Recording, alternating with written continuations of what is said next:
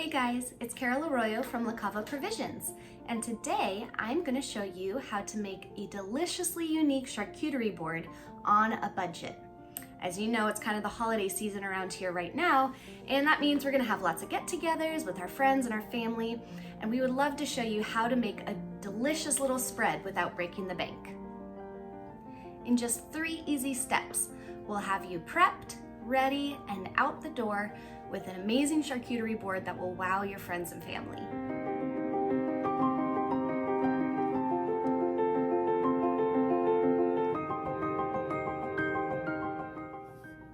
When you're looking for your charcuterie board of what you want to place your items on, just look around your house. I have this great dish that I got at the Dollar Tree for $1. Then I even have this beautiful cutting board that our family from Puerto Rico gave us. It's in the shape of Puerto Rico.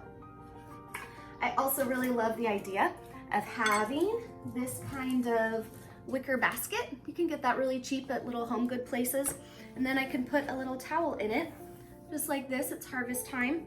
Place that inside, and then it's easy to wash. You can put all your food right on top of it, and it's no problem at all. The second step is to gather all the food items that you want to serve. It can be really just an assortment of things. A couple cured meats, a couple pieces of cheese that you like. I have been obsessed with this brand new thing I found out where you can take grapes and just roast them in the oven at 400 degrees for about 15 minutes, and they look so professional, so unique, something different that you wouldn't normally find on a charcuterie board you bought at a store.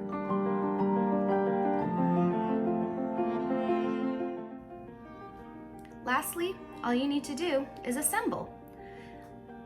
Remember that imperfections can be perfect. You can scatter things around, you can move things if you don't like the look of it. Just keep it easy and simple and don't stress.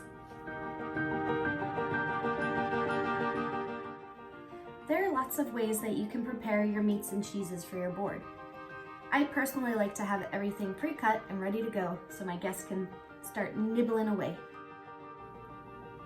The items that I bought for this board were mostly from Grocery Outlet or Costco.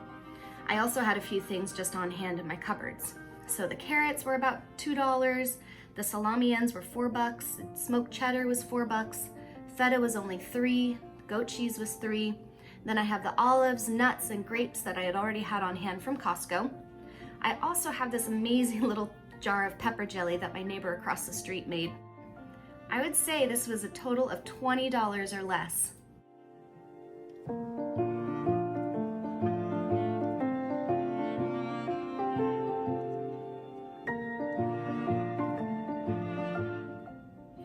And that's it.